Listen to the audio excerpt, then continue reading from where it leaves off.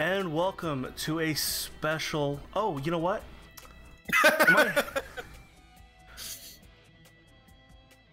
Let's try that again. Because... Keep it. Well, no, we can't because I forgot to hit the freaking record button on the audio. Oh, I've had so many good dance moves there.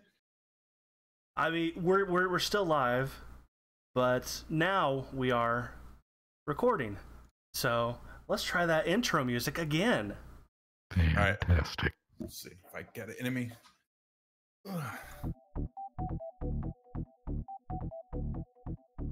Here, my chair.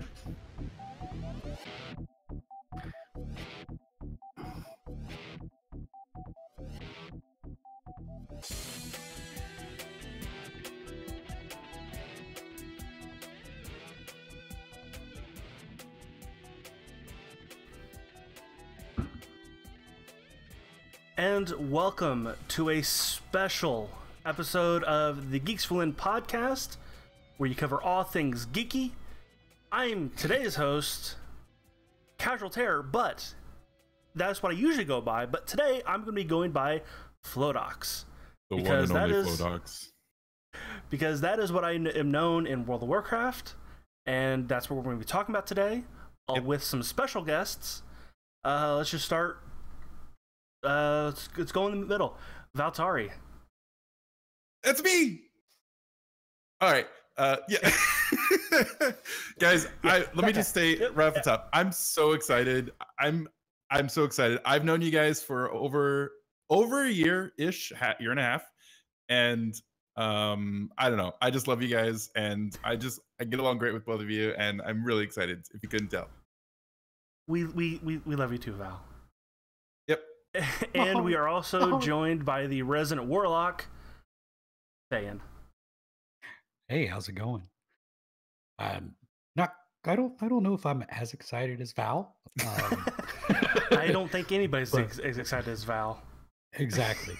But just to have the opportunity to sit down and talk to my buddies and kind of dig into something that's kind of been spinning around in all of our heads for a little while.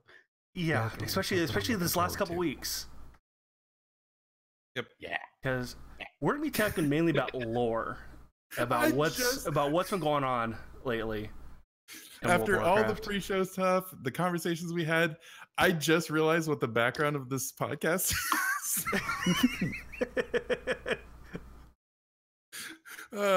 Yep. Well, right. Yeah. I'm an idiot. No sensitivity. None. Well, you know, it's now a very iconic scene, so It's true. It's true. It's true. It is definitely emotional. Whether that's, it made you feel one way or it made you feel another way. That's art, man. It made you feel. yes. Right? Like how did it make you guys feel about it though?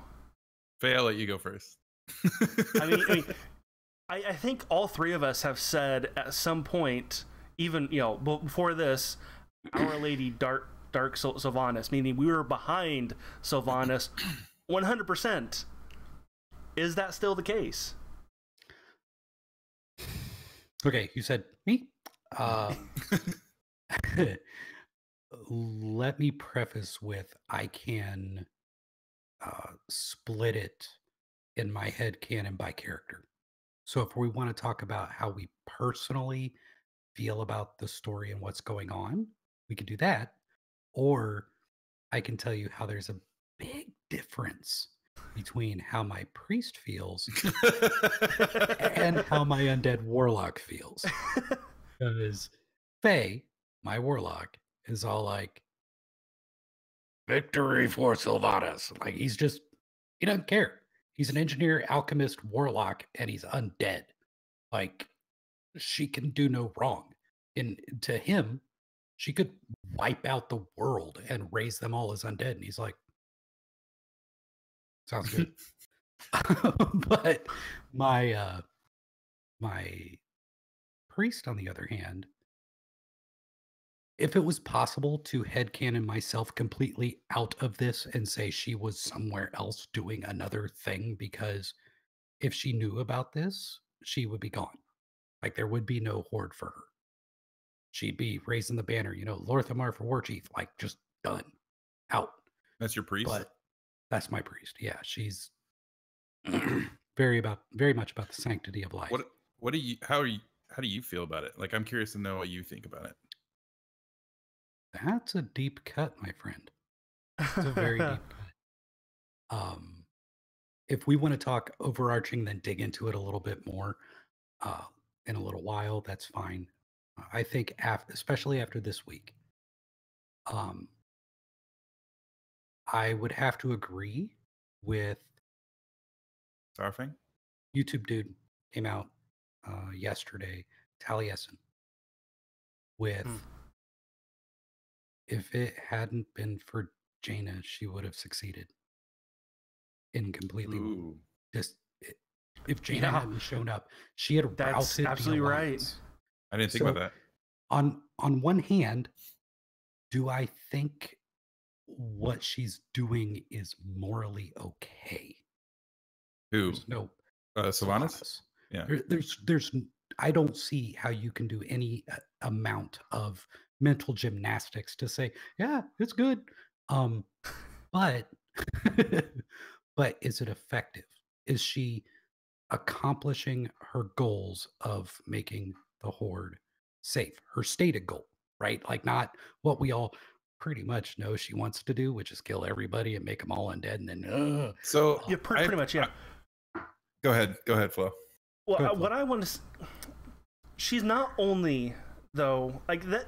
You could definitely say that if she was only hurting the alliance, but she's also hurting her own people.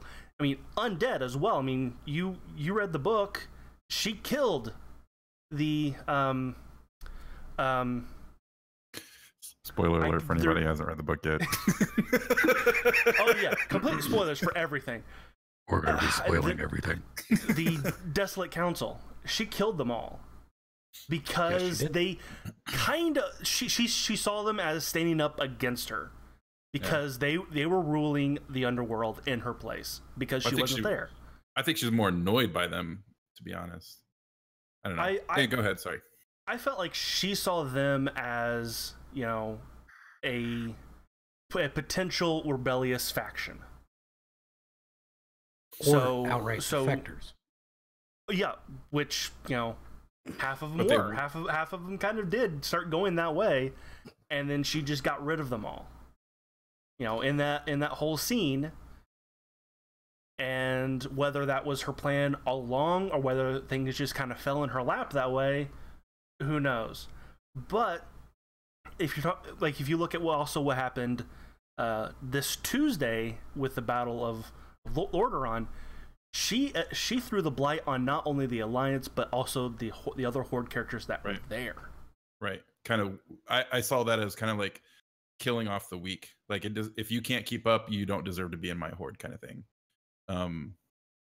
The one thing I want to jump back to, Faye, is what you said is she achieving her goals? I don't. And you said, is she achieving her goals and is she making the Horde safe? I feel like that's two very separate things. I don't feel like her goals was to keep the Horde safe. Her goals was to annihilate her enemy. And I feel like she's achieving her goal. Sorry, you kind of threw me for that whole keeping everybody safe, because I feel like that's not at all what she was trying to do. And I feel like she's on the cusp of, like, I don't even know, but yeah, sorry. Well, it definitely feels I just want to make that separation between those two. So I would be more than happy to hear more about that, because from what I've read, and admittedly, I'm not an expert, but from the way I've read into what has been put out there, originally, let's go all the way back to the beginning. Yeah. We're going to go So to it started when your mom and dad fell in love, and would a little daddy Forsaken and a little mommy Forsaken go talk to the apothecary?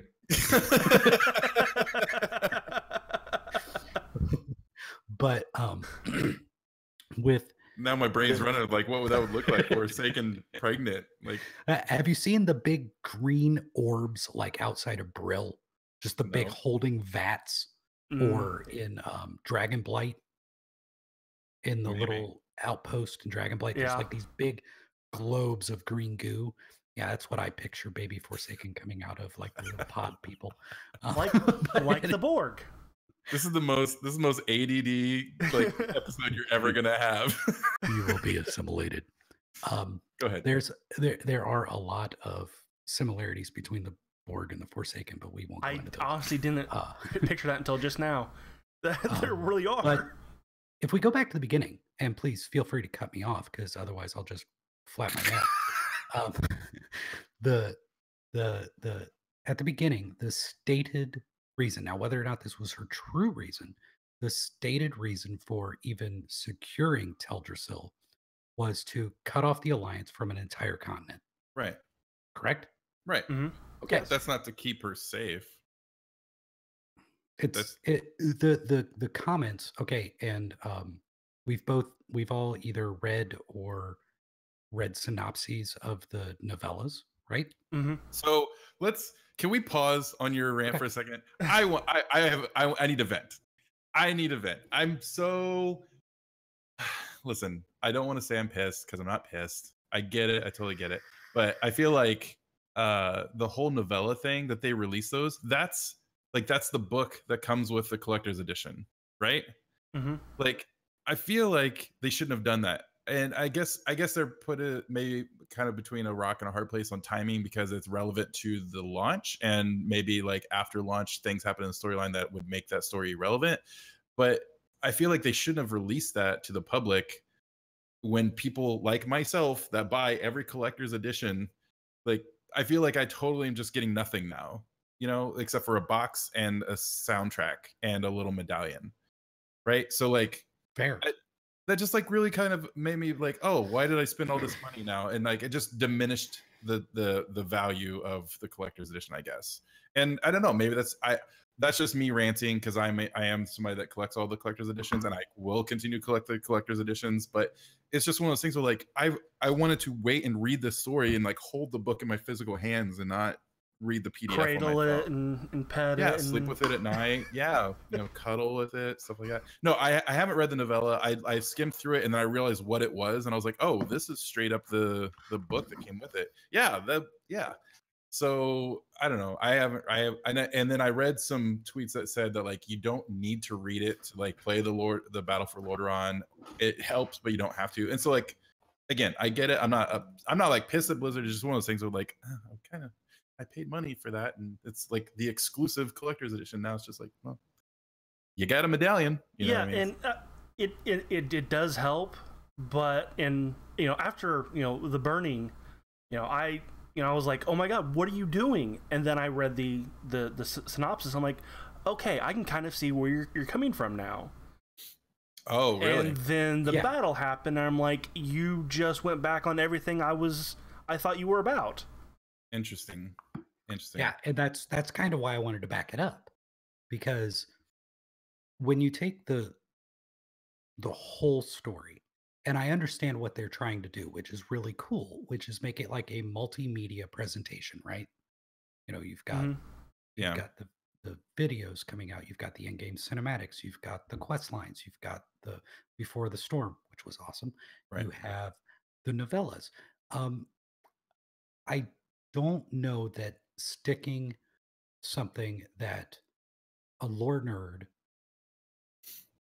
would just devour in a collector's edition was the right call. And because of that, I 100% agree with my buddy. You've got to get your pointing down. It's right here. It's right here. Right. Yes, for him, we're all in that direction. But it seems whoa, what happened there?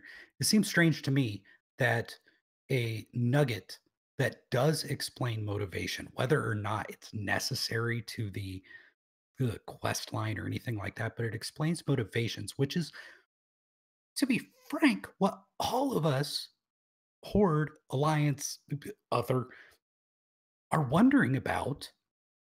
It clarifies those motivations and kind of really is necessary. There are a lot of people out there that are legitimately angry.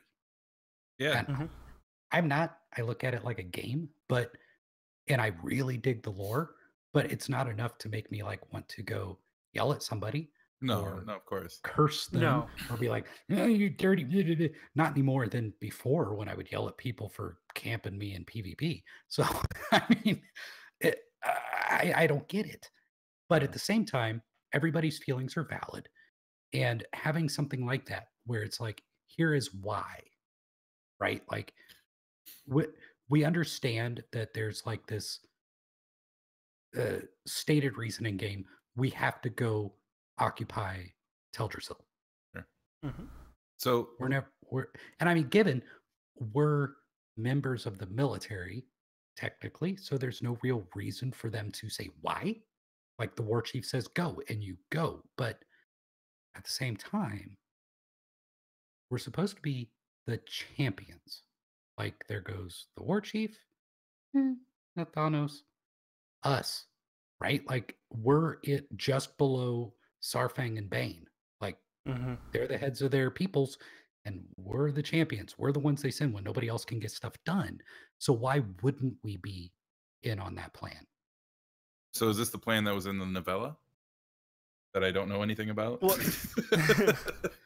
like her explanation, the way that Noble 8086 explained on one of his videos, he said it as, you know, like, oh yeah, they'll, you know, you want peace between us and the Alliance. How long will that last? A year? Maybe. Right. 5 years? Don't know, because you look at all we've done to right. them. Look at all we've done. You know, look at all they've done to us. How can we hold that back all this time? You know, we're sitting in Lordaeron. I'm trying to think of something the Alliance did. Look pretty. Well, I mean, there's a Tyrande a complete bitch. I mean, come on. That can't be argued. I don't care who you are. That can't be argued. And she's intolerant. Like, she's right. The most xenophobic character I've seen. I'm sorry, that just came out of nowhere. I don't have anything against her. My first main, or well, not my first main, but my first tune was a night elf. Like everybody joined as a night elf. That's why like Teldrassil holds such a special place for me. So, but you know, I mean,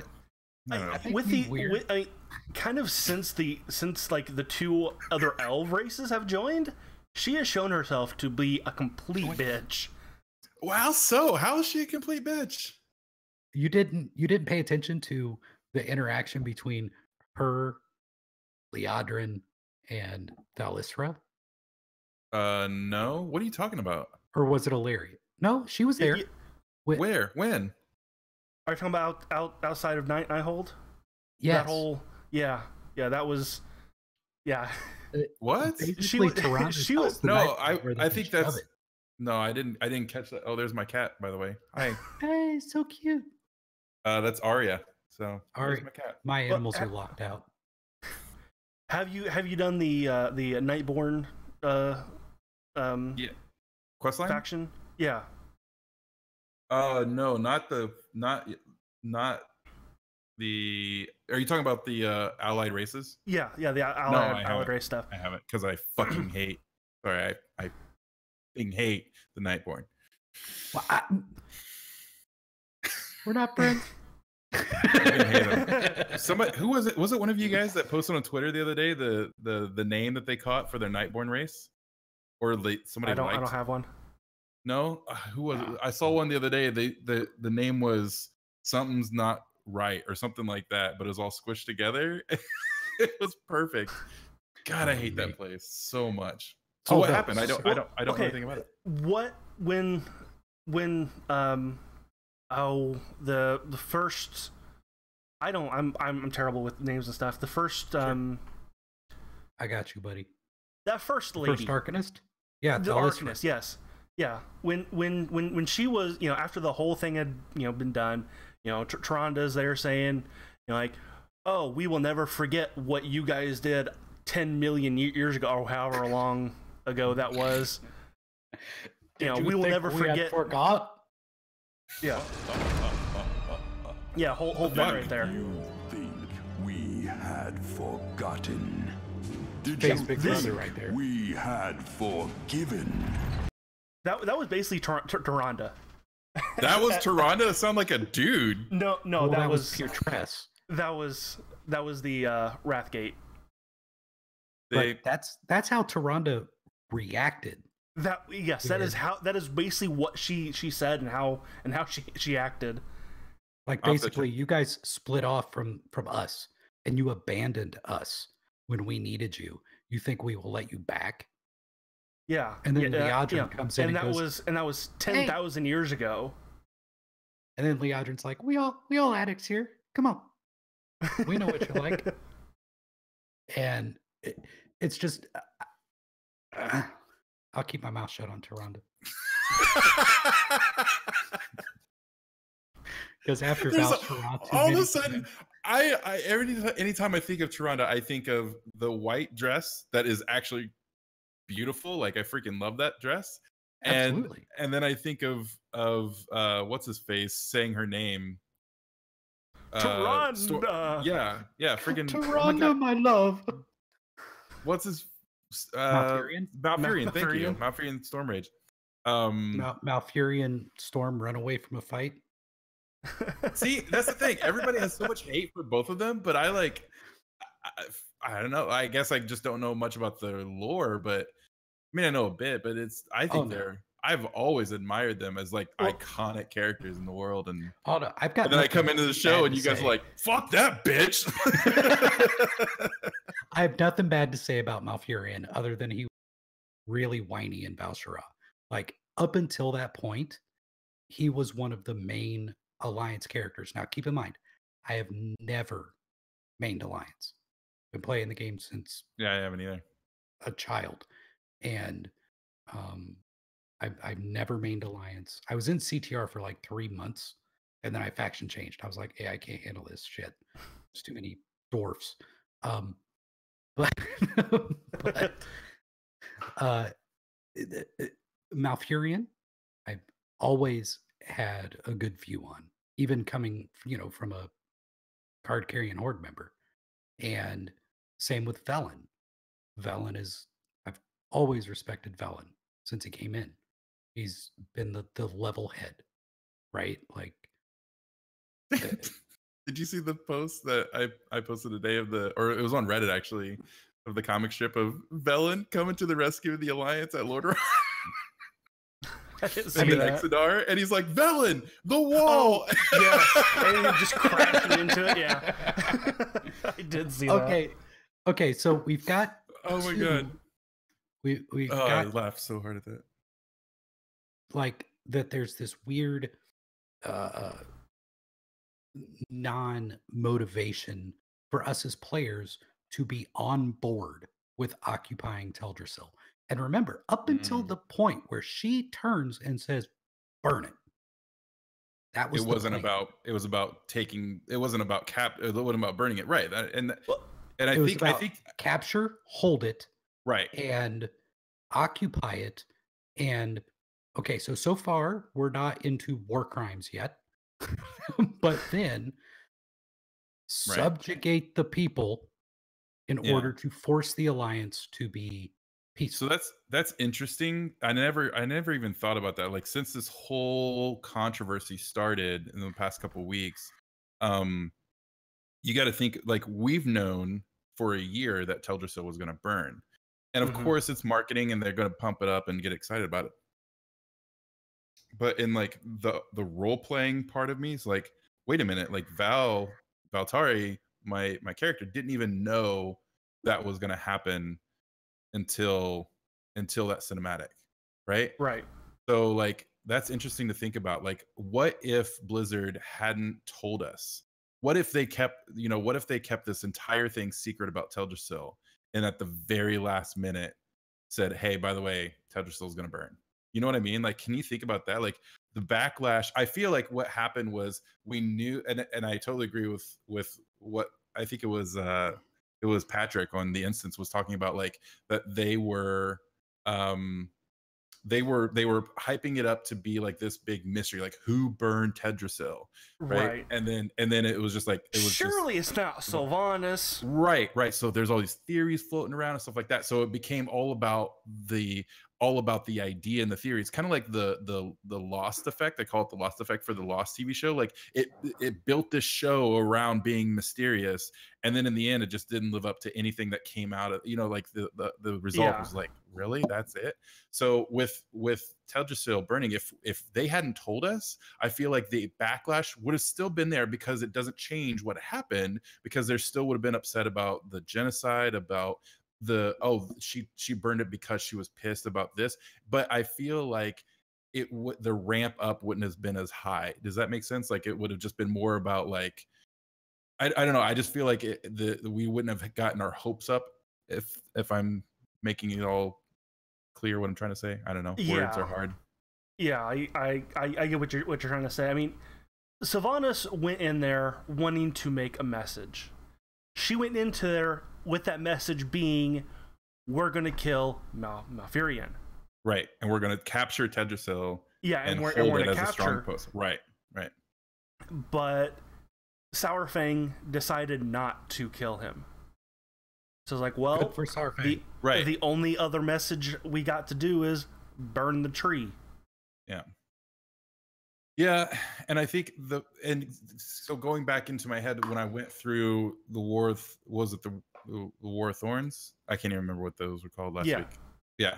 Yep. So what made me, and I like leading up to the tree burning was like, tongue in cheek. Like I remember I streamed a little bit of like just walking around in Teldrassil because I love the place, and I'm gonna be sad when it's gone or whatever. But when it came down to it, and like leading up to the burning, when it was just me going around stealthily killing like soldiers and night elves, like I genuinely felt morally wrong doing that.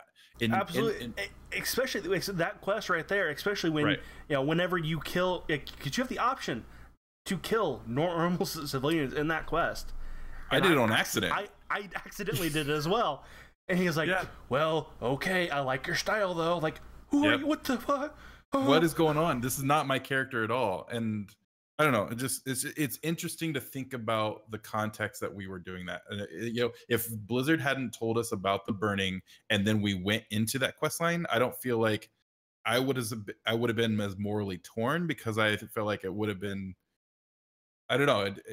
I think it's just because of the context that I knew what was coming, if that makes sense. You know what I mean? I don't know. Yeah, I mean, I guess, as a Death Knight, I shouldn't feel like, that bad about killing, because, hey, I'm a Death Knight. It's kind of in your name. I'm not too different than the undead, and I am a raised dead person, and so is like my entire class. Sure. So, I don't have as much, Philodox doesn't have as much problem with killing as I do. Right. But, no, go ahead. I was done. Okay. I was just gonna say. Oh, were you? That at least from the Horde side, I haven't played any of the Alliance side. I don't have anybody high enough to do it. This seems genius. What seems genius? The whole thing. Blizzard, through their questing, through their videos, through all of this media, has made almost every single player of their game uncomfortable. And they should be. Because what's going on is bad. Well, I mean, And I understand, like we're playing a game and it's all fantasy and it's fun and everything, but that doesn't mean you can't make some kind of statement. I don't And know if they that made state, everybody uncomfortable. I mean, you you even know, said it yourself, like you're me was, the guy behind the keyboard was Yeah. extremely uncomfortable with But a you said lot of the things going on. your Now, my warlock. character, Yeah. he didn't give a shit. He was like, okay, there's civilians. Can I just nuke them all? I mean, it'll be easier because he's efficient. He just wants to kill everything and raise it all, and then it'll be fine. And we don't have to worry about all this other politics. Sure. But me personally, I was excruciatingly uncomfortable with the assassination quest. I was uncomfortable killing wisps because I know what those are, right? We know that they're the reason we beat Arkham the first time. Like, Oh fuck. right? Oh my So- god. Right? Like ancients, dryads, the protectors of the forest, the wisps. We would have been invaded by the Legion the first time if not for them. Yeah. So Right. it's like I was extremely uncomfortable as a player, but I think as a horde member, Sure. you're supposed to be. I don't think you are supposed to like what you're doing. Yeah, and I fully agree with you because of the old soldier cinematic. Like I felt there was a question that came through the Q&A with Ian where somebody said I don't feel comfortable as a horde member and where it's going, and I feel like my voices and my concerns are being ignored, and I totally resonated with that. I felt like this horde, I joined the horde because I didn't know where else to fit in. I didn't feel connected to the alliance in a meaningful way. The horde embraced me. I found friends there, I found family there, stuff like that. But where the direction where we're going is not where I align myself with. And to the effect of like nobody's responding to our concerns. It got to the point where it was boiling over. And I think that's again because of the context that we knew that the Tedrasil was burning. And then when the cinematic came out and of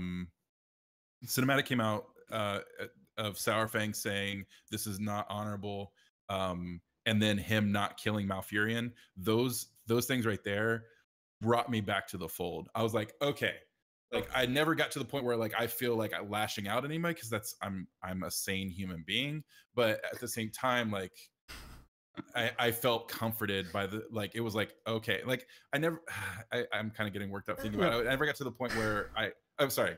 Go ahead, Flo. I'm running away with it. Sourfang is us right now. Right. Sourfang is the audience.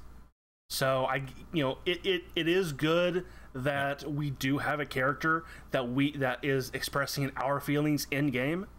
Yep. So I totally agree. It's genius. Everybody involved continues to reiterate, and Christy Golden and the animatics guy, who's amazing. I know who you mean. I can't think of his name. Taryn Gregory. Yes. This means Taryn Gregory. This is my thinking thing. It's better than once. I love it. But Taryn, they're all saying, look, this is the beginning of our story. Sure. Like we're not even past the prologue yet to the story they're telling.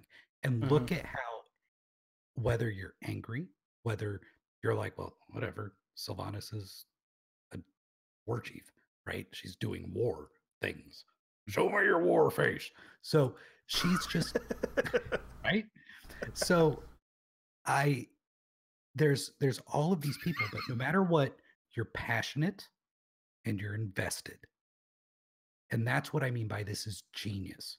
The Blizzard crew, from design to quest implementation to writing to everything, have, unlike any other expansion I've experienced, have their player base ravenous. And I agree with you. And along to piggyback on top of that, Fist actually, who's in the chat, said this the other day. She said, Hi, Fist. She said, "Hey, there's a dog." Apparently, she said that people are getting so upset. It would be the same thing as if people were getting upset about Harry Potter after they read the first chapter and how mean the Dursleys were to Harry, right? And that totally makes sense. But I think the disconnect is that, like, yeah, it's one thing to be a bully to a kid under the stairs, and it's another thing to have genocide. So that's where I was like, I totally was like, yeah, this is a story and it's going to play out. And I know, and I have faith that, we'll get there in the end.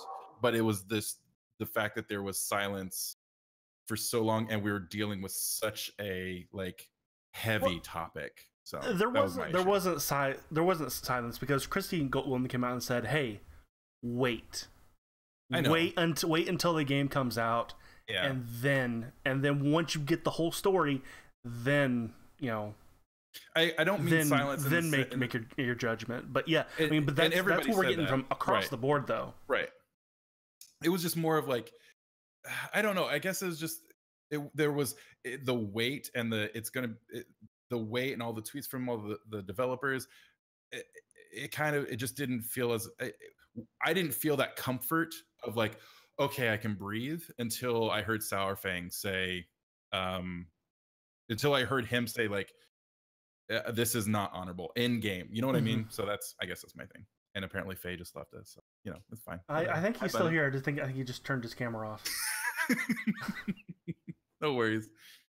So that was my biggest thing about the whole thing, is that once I heard him say this is not honorable, and I was like, okay, there it is. That now I'm fully ready, because I was just feeling real when they made my character kill those night elves, I just felt this is not right. So that's it.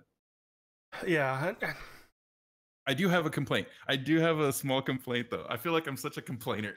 Oh no, go for it. This is why I brought us together. Oh, it is why I brought us together. Okay. By the way, this was probably really loud, me adjusting the mic, and I'm sorry. Not really. Hey, welcome back. Sorry, it's fine. I was just giving you crap.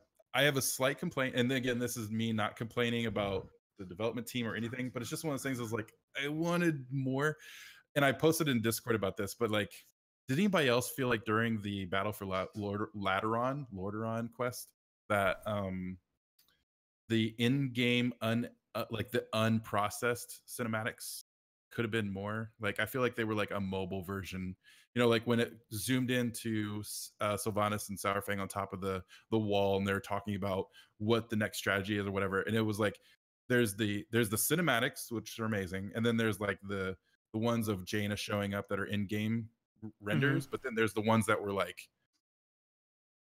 rah, rah, rah, rah. It just totally took me out of that moment. The in-engine stuff. Right. I don't know. And again, I know it's just me. It's me being completely petty, and I feel really embarrassed even complaining about it. But it's just one of those things that that is such a huge moment, and then to be cut with it was just oh, all right. So the one thing I actually had to complain about that the whole scenario was actually how it ended. I'm talking about the physical ending. Okay, go back to Orgrimmar, okay? Yep. And then you're there, and you're complete. Yeah, I know. You mean how it didn't end? Yeah, it was just there's more. Give us a speech. Give us something, just not a quest complete. Yeah, exactly. And again, to the developers' credit, I couldn't have done a better job. I'm not saying that they are bad at their job. I'm not saying any of that. It's just one of those things that I could tell that there was all this effort into these things. When I remember going through the gates of Lordaeron and seeing the battle, and I got really into it. And for the fucking horde, I totally felt it. And then when that truck, whatever thing came through and smashed everybody, I was oh, this is fucking awesome. And then it was like, but what are we going to do? And I was like, oh, god damn it. So like, I don't know. I think I could tell that there was a lot of love. For the Horde, release of light. Wait. Yeah. What? So I mean, they obviously have all their love and craft into it, and it's just I think there was some things that they maybe just fell short on because of time, development, whatever the case may be. But that's just my take on it. Rant over. It's a good rant. Sorry, I got really heated there. I'm sorry. Now, I just have to say, I've been through the Battle of Lordaeron twice. And like I said, I can kind of split myself from my characters.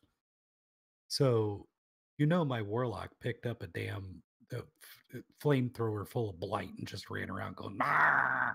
Because that's how it was. He was like, "Can I keep the gas mask?" I picked that up too, and then I didn't realize what I was doing, and I was like, "Oh, I'm killing everybody." I totally hung back and healed the people. Yeah, as soon I killed a few, and then I was like, "Oh shit!" And then I saw the blood drops. Okay, I'm gonna start healing because that's more of what. See? Yeah. Well, the only reason I did that was because everybody else in my scenario was way ahead of me. Yeah. So I'm like, I'm in the back. I got to do something. So I just started healing people. So, can we take a second? Nope. Talk about the fact that we alluded to earlier. You just talked about again. Okay. That Sylvanas evidently has zero issue blighting everyone.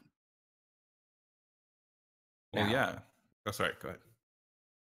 On one hand, as a human being, that's just fucked up. All right. Like, there's no other way to describe that. Like, my people, your people, those people, all them people over there, we're just going to melt everything off their bones and be fine with it. And this goes back to that Twitter conversation that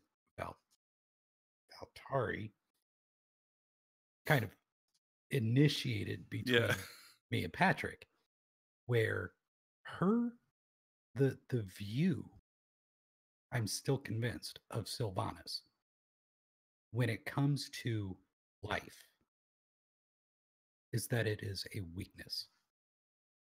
Interesting. That's not canon. That's not, right, as far as I know, really implied anywhere in any of the writings. It's what I've pulled out of everything she said. Well, no, it was destroyed. Pretty much literally said during the burning. Because I forget what that character on the ground was said, your enemy is life, right? And that's a battle you cannot win. So that was literally said. Hope. Yeah. Hope. You've chosen to make. Is it life? Well, she says you said you made hope. Yeah, you said you made life your enemy, and you can't kill hope, and that's when she turned her face and said, "Oh, can I?" Yeah. The thing is, go ahead. To her, life is transient. It's immaterial. If you die on the battlefield, she'll just bring you back. The idea of blighting everybody is a non-issue to her. Yeah. And I think I don't know if it's because of the undead brain is kind of half rotted and wrong, or if it's just her morality has shifted.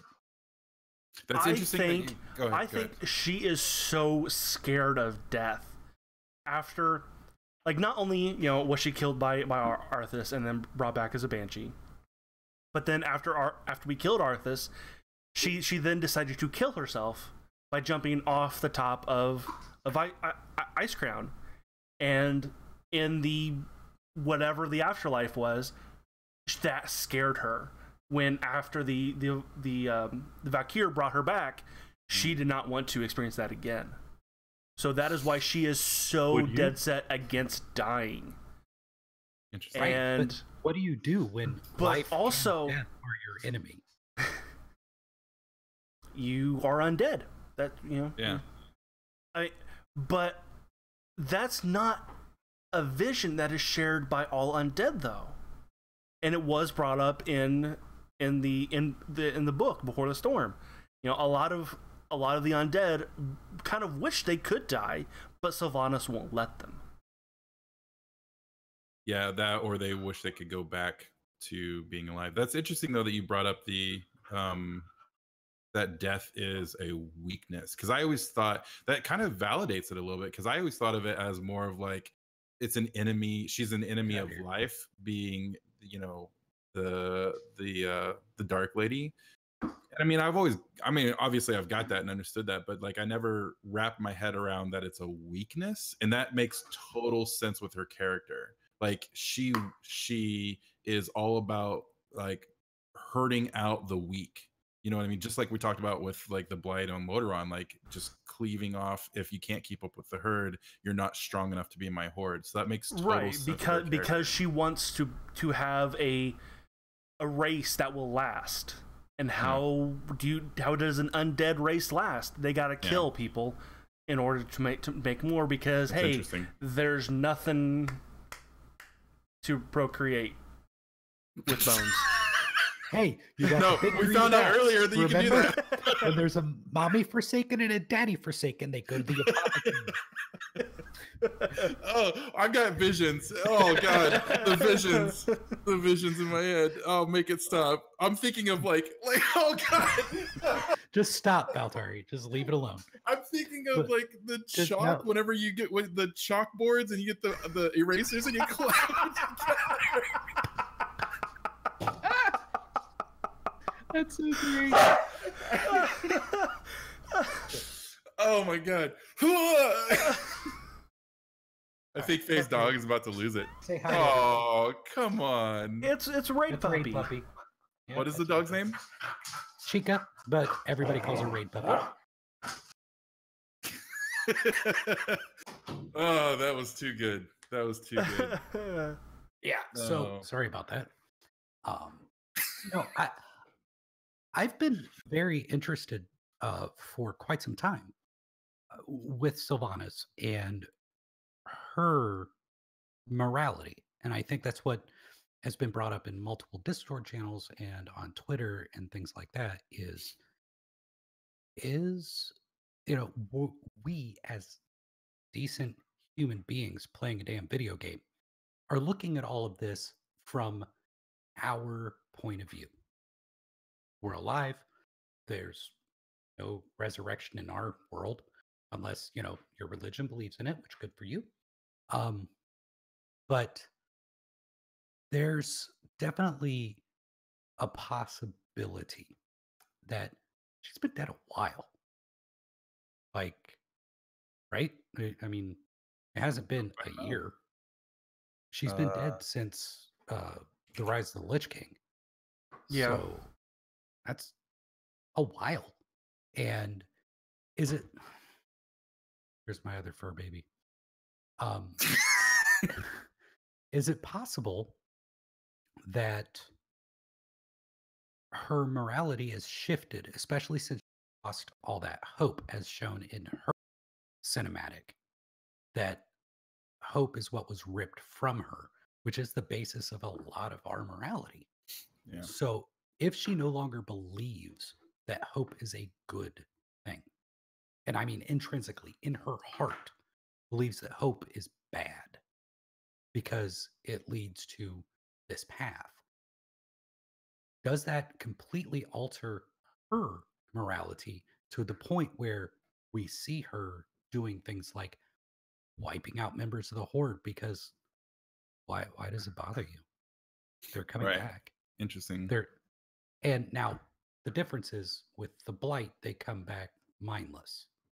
And I think that's important to recognize that when she blighted everybody, they just popped up as, you know, automatons. Right. Mm-hmm. Or a zombie. But yes. They say unofficial on forums says about 10 years. Been dead. 10 years.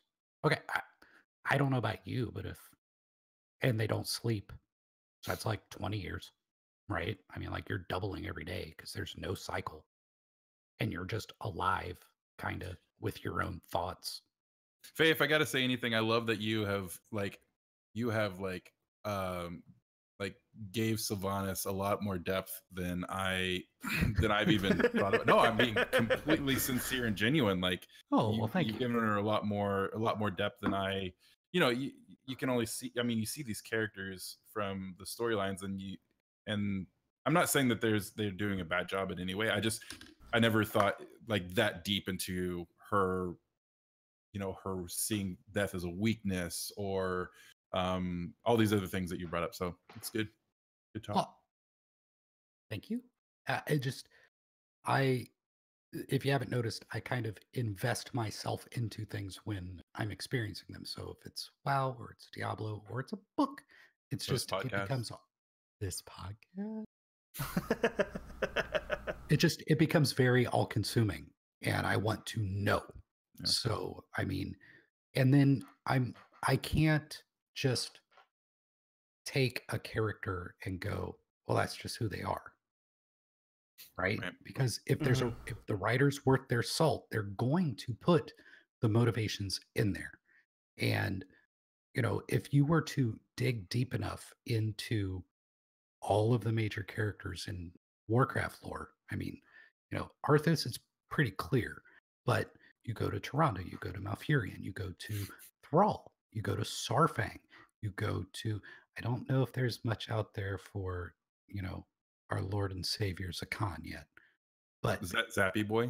That's Zappy Boy. But if you dig deep enough, do we know who his dad was?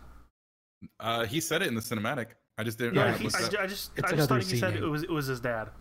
He just said, no, my dad fought with you. No, I think it was Taryn Gregory said Zakan, son of such and such, on Twitter. I'd have to look it up.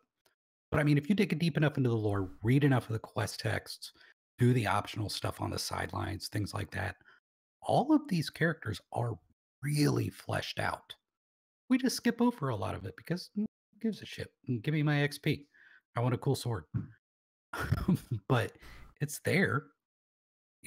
Like, I had a fun time talking about the dude that was on top of the mesa that showed in vanilla fighting a demon that happened to show up in the Demon Order Hall, the Demon Hunter Order Hall. I forget his name, but he was just a nothing character. You'd walk south out of Swamp of Sorrows to this big old long quest line and end up on top of he was the guy that ended up being the Dreadlord, the Demon Hunter Order Hall. Sorry, I got distracted by a Reddit thread about who Zappy Boy's real father was, and then I came back and completely okay. All I heard was Order Hall Dreadlord. Have you guys ever played a Demon Hunter through the Order Hall? Nope. Either of you. I have made it to the Order Hall. Okay. That's as far as I got. The guy that does your upgrades, okay, right? Like your class hall upgrades, is a Dreadlord. Kind of. He's a Dreadlord and he's a Demon Hunter that kind of got smashed together. Because they both went to the Twisting Nether, right? At the same time. And when you pulled them back out, they were kind of, they were cat dogged. All right. And so you have not seen that character, if I recall correctly, since like BC.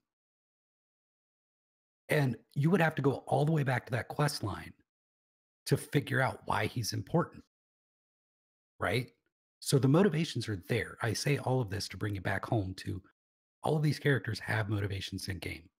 You just got to dig for them. And yeah. I know I'm inferring a lot about Sylvanas, but well, I like the inferment.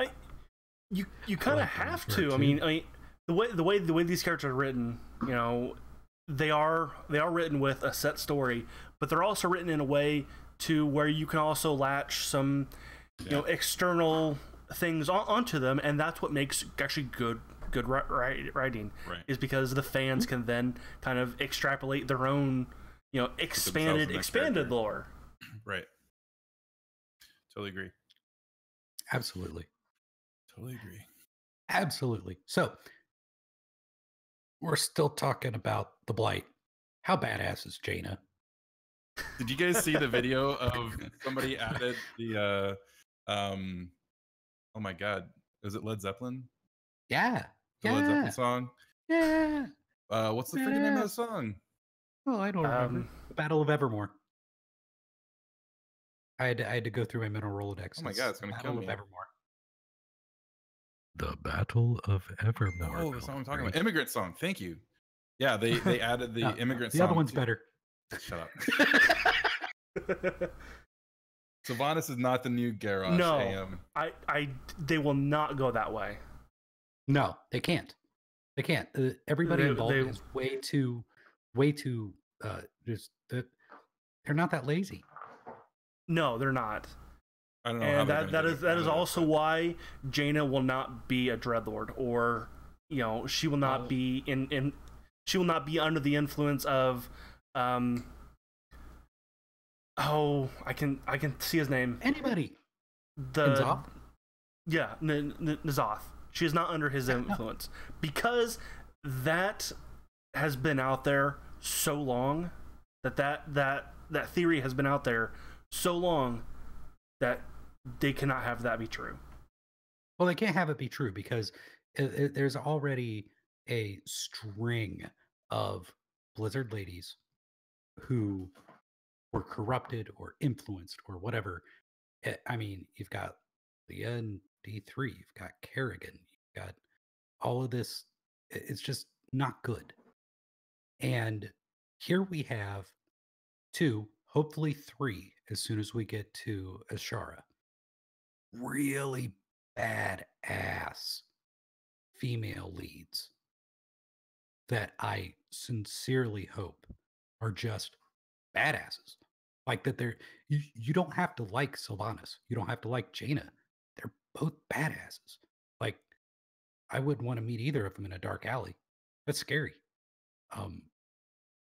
And just, I hope they just let the characters be awesome rather than have this influence or whatever. No, they're just badass.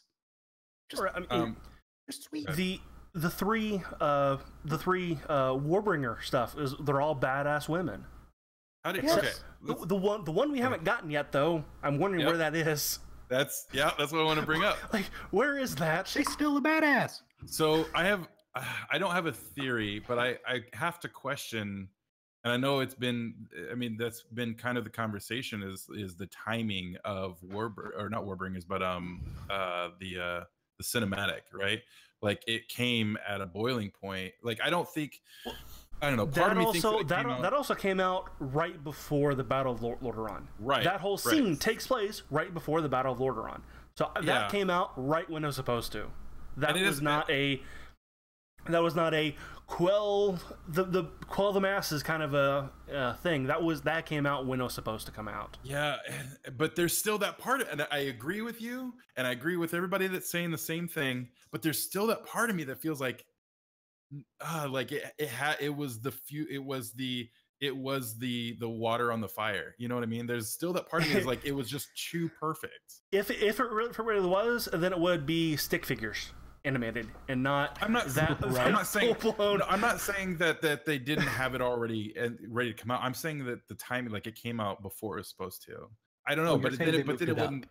I don't know, but yes, I completely agree. I think that's what's throwing me off is that we had the 2 cinematics, right, and then we had this old soldier one, and where's the third one? Now, at the same time, I'm gonna have egg on my face come next week or whenever when we see that, it's because we had to get to this part in the story to see this next cinematic. But I think it was just hey, here's part 1, here's part 2, and then here's something completely different. You know what I mean? I think that's what was throwing me off. And we still haven't got part 3 yet. You know what I mean? No, and they still have like 4 days. So yeah, I've got a countdown on my work. I really wouldn't be surprised with a Monday drop. That could happen. Would make sense. That could happen. That makes sense. Like the hype machine on this expansion has been completely out of control. Well, think about this.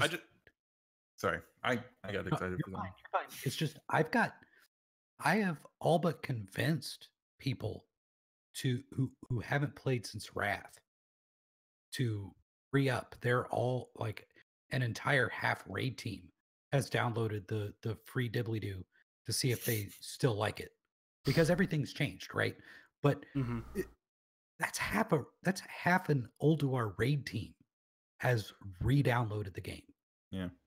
And solely because of the hype. And that's, there's always an influx of returning players when there's an expansion. But this one's doing something just a little different. And I 100% credit the storytelling team. Yeah, I think the hype around this one is lore-based. Where the others in the past have just been about, just more game, and not so much about the lore. A lot of people now are talking about the lore. Yeah. I play a Night Elf Mohawk. Yeah, I feel like I was just thinking about this recently that like we've gotten, you go to those older cities and you see all the old splash screens and they have the characters. 5 years ago, I wouldn't have been able to name any of them. You know what I mean? Now I'm like, right. Oh, that's him, and that's this, and that's this, and that's this. You know what I mean? So I totally agree that this is in the chat. No, but I totally agree that we're going more into lore, which is good. But I totally forgot what I was going to go with that, and I'm so sorry. I completely forgot. Like my brain just was like, nope, we're not going there. Sorry.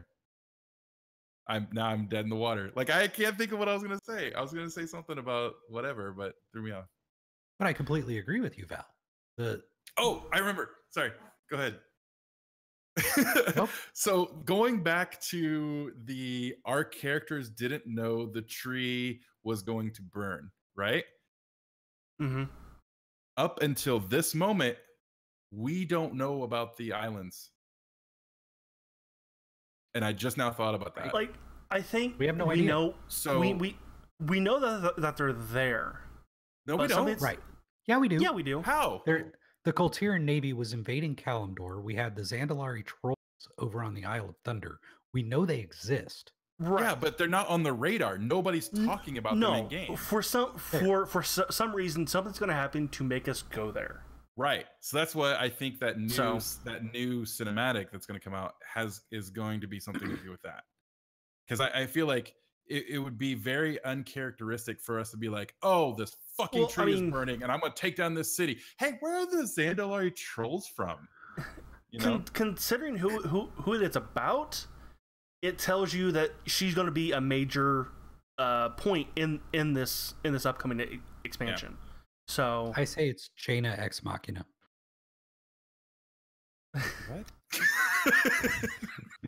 What? Wait. Jaina Ex Machina, like from the movie Ex Machina with like the robot. What? Yeah, like Deus Ex Machina is what saved the Alliance in the first place. Yes, yes, and during the Battle of Lordaeron, you have to credit Jaina Ex Machina. She had no reason to be there. Right. She, for all intents and purposes, had no idea that the battle was happening. Right. Oh, fuck. God damn it, Faye. She quit blowing my mind. Have you seen the stuff on Reddit saying, because right after Anduin mentions the burning of Teldrassil, Jaina makes a weird face in the background. Yeah, she's all like, yep. She has no clue what's going on. So she needs to go, ice that shit off so it'll quit burning. But Jaina went to Coltiris. We saw that, right? In her, in the comic, and in not in her short. Her short was in Theramore, but in her comic, right? We saw that she, at least mentally, went to Coltiris. Now she has her daddy's ship. She is probably the impetus for the Alliance going there to get a navy, because I wouldn't be surprised if when we nuked Teldrassil, we also nuked the Alliance Navy that was coming back. So why would they follow her though? I mean, you heard the song. No. The Coltiris Navy. Why would they follow her? I have a feeling that's what the entire damn expansion's about. Because you heard the song that they have about her, about how she betrayed her father. How could you? She did. She did. Yeah, she totally did. I mean, There's but no I other way mean, to they slice have that. no allegiance to her because of that. No, They see her. Darren Gregory figure. Her betrayal as a betrayal of she went over to the Horde, but in their eyes. Right. why does it have to be her bringing the Colterians in? Why can't it be Gen? What can't be who? Gen? Because Yeah, he could. Weren't the Colterians and the Gilneans like buddy buddies? I think so. It would No make idea. sense. But Before the Colterians cut themselves off and the Gilneans cut themselves off from the Alliance. I could be wrong because I only have the first.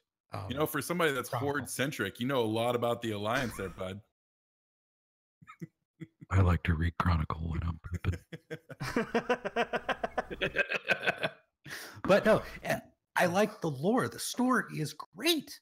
And it Absolutely, doesn't yes. matter. It could be about Mechatork. It could be about some Giblin down underwater. Don't care. The lore is great. So, Go ahead. I'm just saying that Jane is the impetus for going to Colteris. Not necessarily that she's going to even be involved, because you're right. You're 100% right that is a bad idea. Unless she does something awesome to get back in their good graces. like make a ship yeah. fly. Like make a magic awesome ship with arcane nuclear cannons. Sorry, I'm watching your cat destroy your tub behind you. That's the new when one. that ship came in, I couldn't help but think of SpongeBob and the Dutchman. I couldn't never help watched the show, but that's serious shit. Dude, seriously, do yourself a favor. Go on YouTube and find that video of it's the cinematic, but it's with Led Zeppelin. I guarantee if you just search like Jaina Led Zeppelin, you'll find it. But I found it on Reddit. But it's that cinematic. But as soon as she comes through the clouds, you're Yeah. Oh yeah, Led Zeppelin's awesome. I can visualize it when you just said it. Like, oh yeah, that's the song funny. they picked, and that's yeah. So funny. But I mean, Jaina's badass, and she's probably. Would you make her stronger than Khadgar? What if she replaces Khadgar? Everybody's in trouble. So if you're not a human or an elf, you're. That's the yeah. thing. Like, I mean, not going about replacing Khadgar, but I feel like that's Jaina's storyline. There's so much grit to it, and so much is there. And but we also haven't had that story in a long time, right? And I feel we've not had something from her since Mists. And all we've had since then is just like, oh, her city blew up and she's pissed. Like there was no like, I get that you're mad, but I don't feel it. You know what I mean? And that's why I think that's why I think her video was so good, is because it was told in a compelling way, but it was very like emotional, like it was emotionally driven, and you felt for her at the very end, like when she's like, I'm listening now, Father, which is a callback to like why when she said when her father died, she said, why isn't anybody listening? And when she says, I'm listening now, like you feel that, like that is and there's just so much there that can be done with Jaina. I am so excited. Like I'm not an Alliance fanboy or anything, but fuck, I love Jaina's storyline, right? I'm so excited to see where they take her and where it's going to end up. And I just, that's what I'm looking forward to going into this expansion above anything else. So. Brother, I bleed black and red, and I had tears in my eyes. That was good. It is amazing. Yeah. And it was the same kind of gut clenching that when you hear the first For the Horde at BlizzCon last year. Yeah. It was that same reaction, just slower and harder to handle. Because, when you had that cinematic shown and Sylvanas goes full Banshee and eats people's souls and yells For the Horde, you go, but yeah. We were sour fanning in that moment. Right. Pick up. And now, and it's so funny to go back and watch that cinematic now after seeing the morning of the, because it like it kind of means something different. Like when you see Sour Fang scream and they come charging back, you're like, he's vigorated for his passion for the Horde. You know what I mean? Like that's what I fucking love about Blizzard, is that this whole time, the last 10 months, they've been sitting on this like, just you motherfuckers wait, just you fucking wait. You know what I mean? And then all of a sudden they drop this thing. Oh, it's in the middle of the night. Hey, on a Thursday night or whenever. And oh, you guys will see it in the morning. There was and a it reason. like blows your fucking mind. And then I love it. Sorry. I mean, come on. There was a reason. It was released at China Joy. Come on. Yeah, I know. But I think you never go full Banshee. That's funny. Never go full Banshee. It's bad. But I wrote out on Twitter something that I'd like to share with you guys and get your feedback on. Somebody was asking, "What is the Horde to you?" Right? In response to Old Soldier. My response was, the Horde is family. We don't always get along, and I can punch my brother, but don't you dare even say something bad about him. And war chiefs are like step parents. What we've got. Sometimes they're awesome. Sometimes they're not. They fucking beat the shit out of you. But they're what we have. Right? Like, and sorry. I feel like I can be across all of my characters except for my two Forsaken. Victory for Sylvanas, right? Like they're all about blighting everything. But everybody else, they can be proud of the Horde without liking their war chief. Sure. Mm-hmm. And I don't think that's too much of a cognitive dissonance. It's what, Zappy Boy and Sarfang and everybody were talking about. Random cat appears. Hi, this is Cole. Isn't he adorable? He's just a little black ball of teeth and nails. So I think to kind of piggyback on top of what you're saying, I think and I'm gonna do a shameless plug here for Lagging Balls, but if you haven't listened to it, the question of the week for podcast Lagging Balls was, what faction are you? Like, why did you choose your faction, right? And there was some amazing answers, and one of the best ones talked about what the Horde meant for them and why they chose the Horde over the Alliance. And it basically said, like, I chose the Horde because they accepted me, what it came down to. Like, yeah. Like the Alliance was you're not part of us, so you're not one of us, so you're not a part of us. And the Horde is the accepting of, like, fuck it, come over here, we're gonna fucking protect you. You know what I mean? And so and it doesn't matter which race you're playing. Like, that is the story, right? Like, the orcs didn't have a home, so they formed Orgrimmar. The trolls didn't have a home. The orcs said, come be one with us. The Tauren were just super peaceniks and helped because they were there. Yeah. And the orcs helped them kill all the centaurs. Like, we've got you.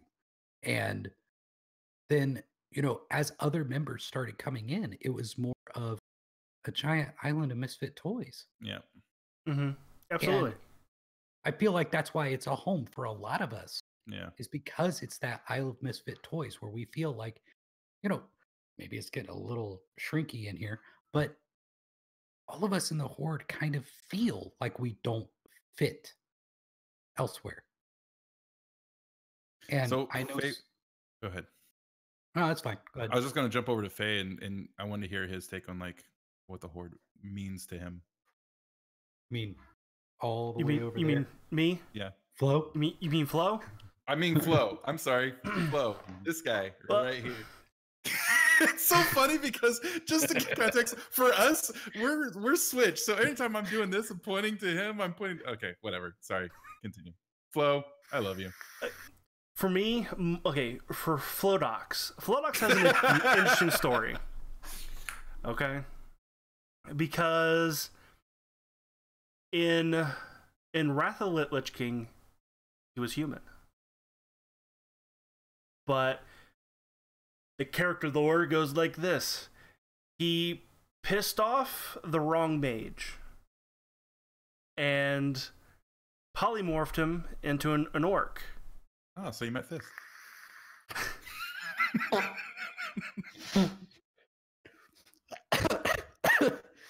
Sorry, I had to. Pour me that shit. All right, so so now you're an orc. Faye just swallowed his vape. I did. It was tasty for a second. Then it burnt. Continue. Sorry. And by the way, I love hearing people's stories because like I've always done it mentally in my head, whatever the case may be. And when I hear other people's, I'm like, oh, you do it too. Awesome. Honestly, I didn't come up with mine until last week. So. Oh well, fuck me. Hey, better late than ever, dude. So, yeah, pissed off the wrong mage, polymorphed him into an orc, and because he was now an orc, his friends and family now saw him as an orc and clearly just shunned him. So the Horde welcomed him with open arms, as was one of them, and never questioned the fact that he used to be human. Interesting. Just like most of the undead. You're one of us now, man. Oh my god! Come on over to the Horde. Hey, from now on, the next raid, you have to do that accent from now on. The whole time. The whole time. Why is a troll accent coming from an undead? That's just... Hey, man, it was a crazy Saturday. But no, it's just, I agree. You know, all of us have these little head cannons. Yeah. You know, maybe. Some people just like to play the game, right? Yeah. But to me, that's half the fun. Why is, you know, like, what are your professions, Val? IRL? No, you turd. I don't fucking know. I don't fucking know. I don't know because I did it. Okay, I have a confession. So Valtari is a boost from Warlords. Right. And I only did it because he, if I remember correctly, he was a higher level or he was a brand new, I don't remember, but I got him up to full stats in my, because like Warlords, all of Warlords, I was like, I'm gonna get my professions up and I'm gonna make some money in this game. And then nope, I don't know. I couldn't tell you. So you're professionless? No, I have professions. I just don't give a shit about them. Okay. So basically like me in IRL, yeah. So there's like, and I don't know about you, Flo, but when I've got a character who has professions, I try to work those into my headcanon. So Faye's a warlock, and he's undead, but why is he an engineer? Right? Like, that doesn't really seem to make sense. He can summon demons to do his bidding. Why would he need engineering? Are you gonna tell us? Yeah, it's a leftover. It's the last semblance of normalcy he has. I like that. Like that's his little bit of do you want to call it rebellion? Kind of? Because he of course in Sylvanas' eyes, yes, it is. Right. It would be a rebellion. But to him, it's basically all he has left. Yeah. Now, he does his thing for the Horde. He does believe that Sylvanas can do no wrong, but he still kind of misses the normalcy of being a human. So he tinkers. And while he's tinkering, sometimes he blows shit up because he is a goblin engineer. But we've come to decide that's made him a little bit. So just picture this warlock summoning demons, throwing bombs, and sending out little mechanical doodads to also do his bidding. So he's a little. He's got a twitch. my whole character was the idea because my first main I'm gonna level to max level was a warlock, and I never really built a like a background for him or anything, and it just wasn't. I wasn't really fully connected to him. And when because Warlords was the first expansion that have the boost, and I was like, this is what I've been praying for, like not actually praying for, but this is what I've been wanting, because like anytime there's a new expansion, I get really into the hype, the lore, the whatever, but then I don't have the ability to catch up because I can never get, like I can't ever play with my friends, I can't ever do the things that they do because I don't have the time or the commitment or whatever. So this gets me to there, and then whatever. And so that's why I felt so like on board for the boosted character. And I had to have I felt like I was just cheating the game if I didn't have some way of like bringing him into that world without just being like, oh, this is a boost. You know what I mean? I have to have that emotional connection to him. So like my whole thing was he's a blood elf pally, and he started out, when I looked at the character and what his gear he first started with, I saw as like a soldier, and I kind of gave him like the Bourne identity effect. Like he was just like woke up and he's in the military, and he was, I wouldn't say a clone, but it's not far off. You know what I mean? Like he was just made, and then one day he kind of just came out of it. And so then he was trying to find his way in the story or in the world, and that's where he is. So That's awesome. yeah. It's cool. That is a great story. Like, holy shit, you never shared that. That's awesome. I don't think I've ever told anybody that. So Was, there you go. so World's and this first. is Valtari, right? Yeah. This is Val. And Valtari used to be named Legolas XXX.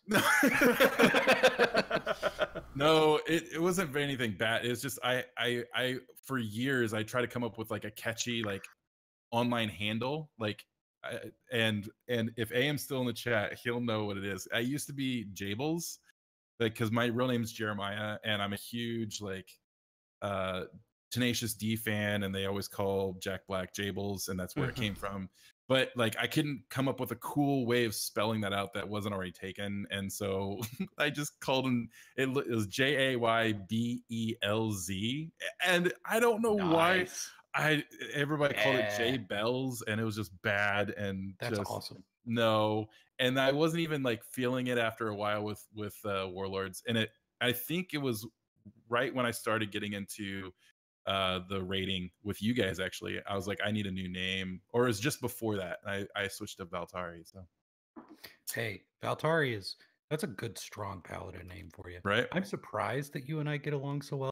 You know, honestly, you being me too. Pally main and me being a block main, that's a but at the same token, we're all playing a game, man. Yeah. You know, and you know, there is some correlation between what classes you choose to play and your personality and things like that. And I'm sure if I dug deep enough, I could find the similarities between Saunders and I, and then go cry in a corner. But for anybody watching, Saunders is our resident warlock. The youngest member of our team. And the youngest member. Teehees. See the white? Wield. But I think that when you have that headcanon, and I'm really interested to hear your view on this, Flo. But when you have that headcanon and you have that personal connection, like I was talking about, with your characters, and which gets challenging when you start going alt. Yeah. Like one of us here.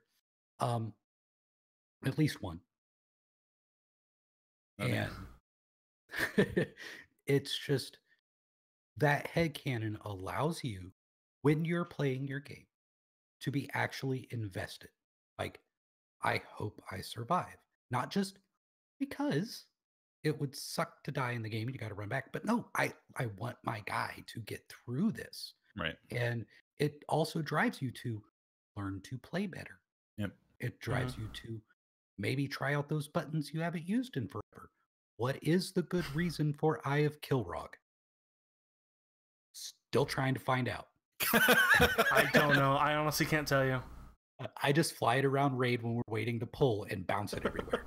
I picture it like a self-dribbling basketball.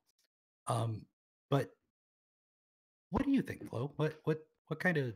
I mean, well, because I didn't make my backstory until I got last week. I don't. But I mean, so I only play one one character. Yeah. So me too.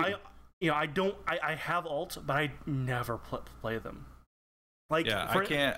For instance, to get to level 55 back in Wrath, so I could play a Death Knight. It was a Warlock, and he was 55 until Legion came out, when it had the pre-Legion, the invasion boost stuff. You could just I forgot about that. Just do. Yeah. I actually got a bunch of characters up to level 100. From that. Yep. I have a Wark Warrior that got caught. I worked on something else, I don't remember, but I tried to get him as high as I could, and he's like stuck at like 67 now. And I've always kind of wanted to go back and boost him to, or not get him to 110, but then it's like, oh, I'm not a tank at all. So well, and that kind of brings me back to the same question in a different way, Flo. Since you said you did not have a backstory, you did not have a headcanon, and you've heard Val and I talking about how that is kind of what got us invested into our character, is there something else that you find engaging? I guess I always was. I always did feel like that. I just didn't have a story behind it, but I still had the feelings of it. Fair. Right. So kind of had it in the back of your mind. Fair. Yeah. Yeah. It was always there. I just never put it. I just never lined it up, and you didn't actually like codify a player story. Right. Yeah. No, yeah. That's fine. But okay, so it's kind of the same thing. Like, you had something floating around back in the back of your head somewhere. Mm-hmm. It's just like, oh, this is what this guy is. Yeah. That's interesting. Very cool. I wonder if people were being honest. How many people out there do that?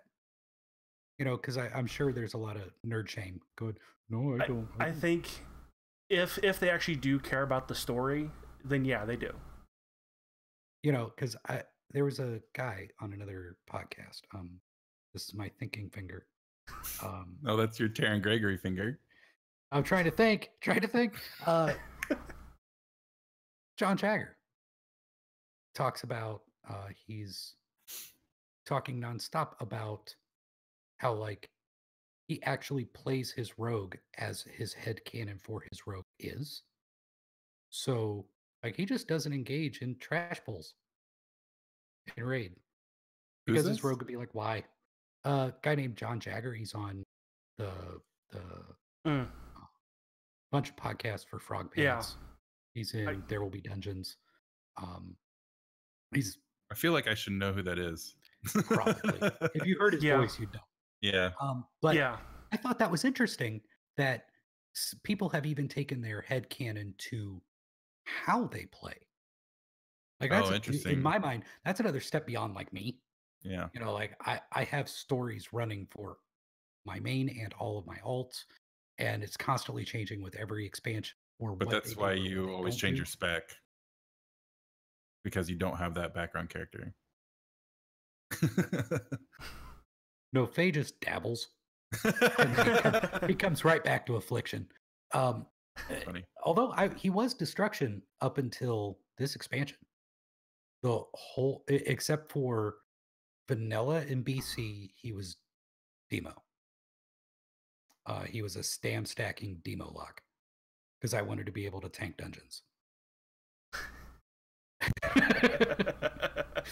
So I just stacked stam. Okay. And then in Wrath, he switched over to Destruction, went all the way through until Legion dropped. And then I switched over to Affliction.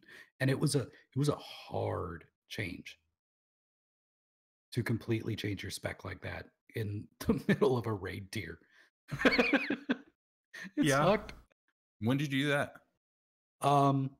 When I met Surly Ass.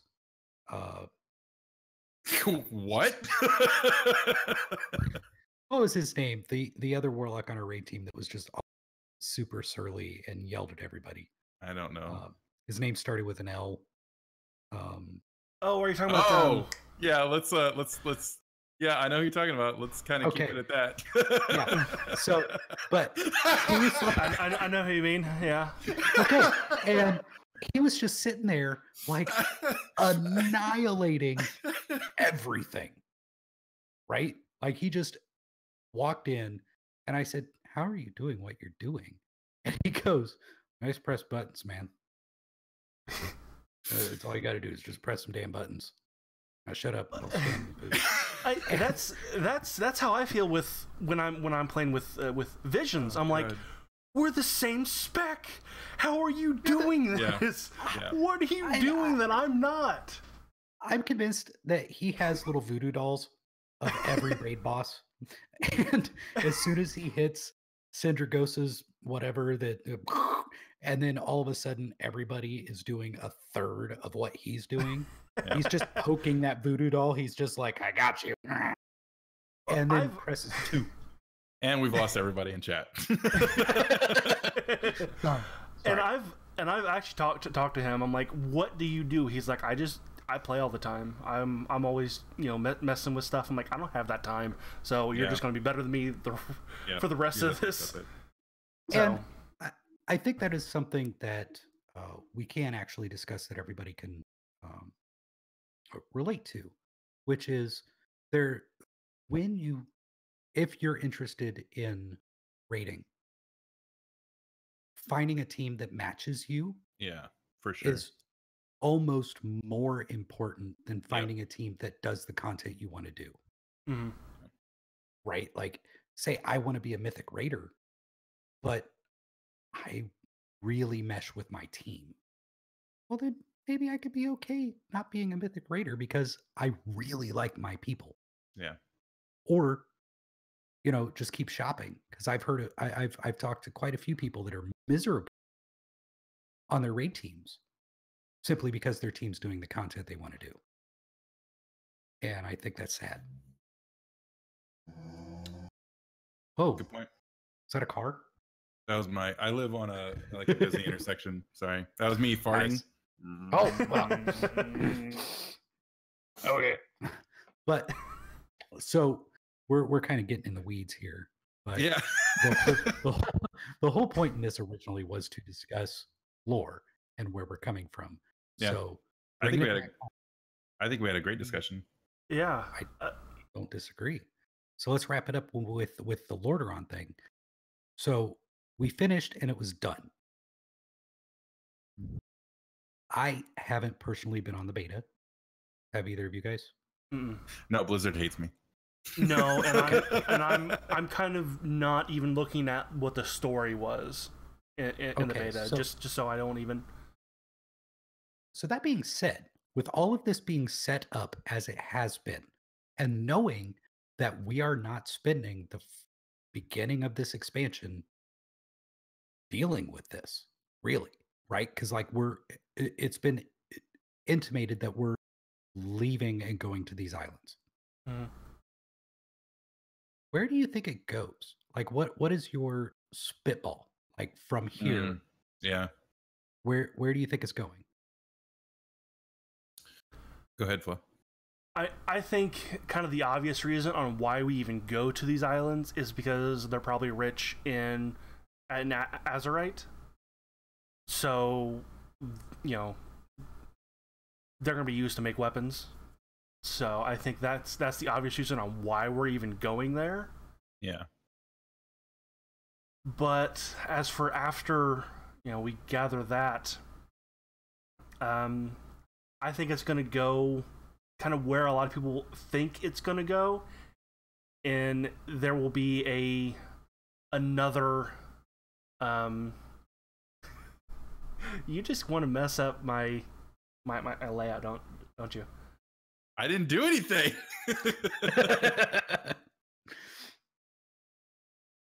I think it's going to go wherever we think it's going to go. Is by the end we're going to find a big baddie that we got to come together and fight against. Yeah. And I'm pretty sure it's going to be Ajara or Ajara adjacent.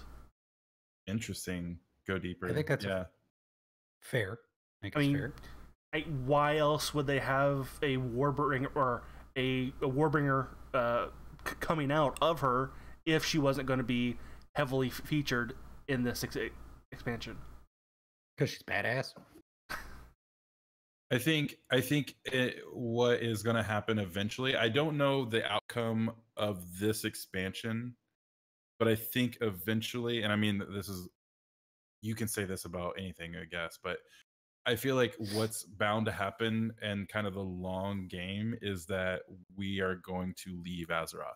I don't know if the planet is going to die, if we're going to fail at saving her, which, gets us to, another, I don't know. I just feel like at some point they can't just keep adding content or keep adding islands.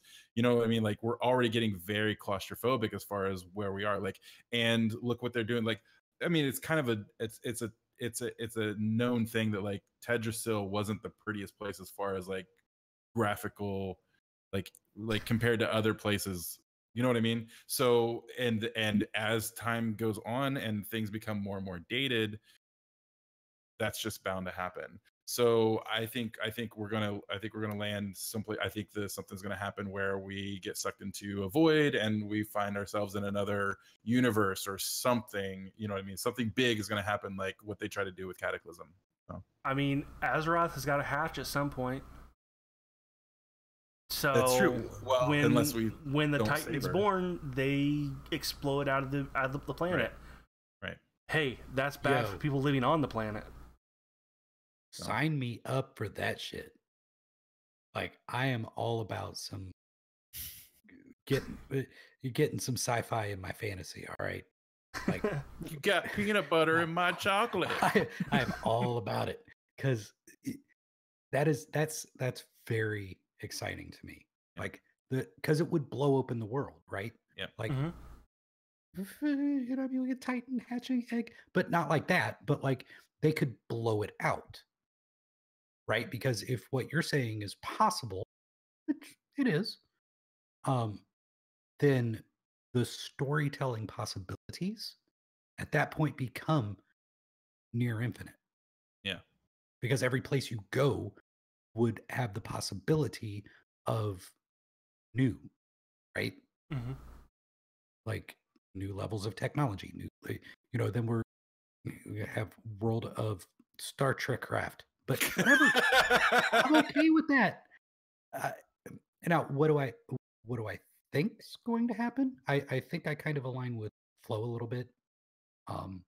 That I feel like the Azshara thing is probably mid-tier raid. Yeah. The second raid, maybe. Yeah. Maybe second, maybe third, but maybe fifth, sixth. I'm really hoping we get to see Nyalotha at some point. I really want that to happen. We have a seafaring expansion. We have islands. We have Azshara. It just makes sense. And with my obsession with Lovecraft, and still having tons of books on the shelves, and still, even though he has some problems, he's got problems. He's a racist. But his fiction was terrifying and still is. Yeah. And that idea of unknowable, unthinkable things, and seeing that rendered in game as a zone. Yeah, that'd be sweet. Right? Instead of just a boss here or some tentacles there, or even what we got in the Twilight Highlands with the big maw. Like, imagine that big maw everywhere in the zone. Or just in the world. Yeah. It's just insanity to me. And I think that's the point, right? Like, it's an insane place. Yeah. And that would be very intriguing to me to see how they would render that to the players and not lose us, right? Because that's really pushing an envelope of, we're going to lose some of our players because we're getting too out there. But then again, we went to an alternate reality and time traveled, so I don't think they're going to lose anybody. Right. I mean, we have been to other planets. I mean, that was this whole last expansion was us going to other planets. Right. Yeah. We did it in BC. Yeah. the very first expansion sent us to another planet. So it's not like it's unheard of. A plateau. It was an exploder planet. Yeah. But it was a place that wasn't here. It was a place that was not Azeroth. And now we know we have the technology to make the ships. As long as we don't let Velen pilot. Velen, the wall! All right. Well, at least the Alliance can make the ships. Right, yeah. That's true. We don't have the ships on the Horde side. So we got goblins though. They can help. All right, I got to get out of here for real. Okay, well, I want to thank you both for joining me on this, and I think we should maybe do this again sometime. Maybe. Well, thanks for having me, buddy. So. Yeah, it's been great. Yeah, I agree. It's been a lot of fun. Thanks for letting me ramble a little bit. Next time, let's not invite Faye, but you know. You'll miss the Terran finger. Oh God, that sounds so dirty. Oh shoot. All right. Okay. Thank you very much. And if people wanted to, follow you, where would they do that at? Where else are you guys at other than right here, right now? Planet Earth. Oh, that's me. Sorry. Okay. Techie Taco pretty much on everything, and Lagging Balls Discord is usually where I reside most of the time because I am their TNA, their tits and ass. That's about it. I'm Fayein says, as it says on the right there. Basically, Twitter is the best way to get a hold of me. I'm not really on YouTube or stream or anything like that. I just chit chat with people. Sweet. All right, cool. Thanks again for joining us, and see you guys next time. Bye. See you later, buddy.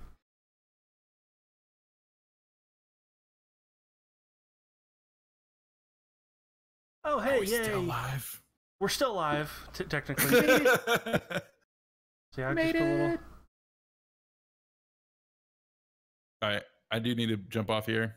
Okay. All right, buddy. So I'm gonna drop the call, but that Thanks was again. a lot of fun. Yeah, of course. Yeah. It's definitely a lot of fun.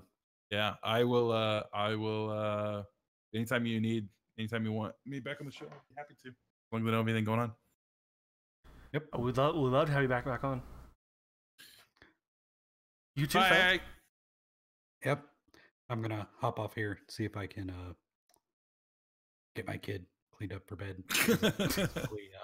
He's been running amok for like the last hour and change, 2 hours. So, and I mean, I don't know about you, but you put a kitten, a dog, and a 10-year-old in a house and say, just leave dad alone. I'm kind of scared to walk out the door.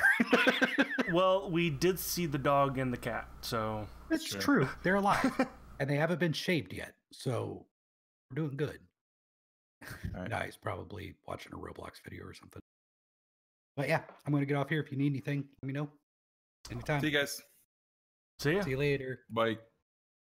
And thank you all for watching. Bye.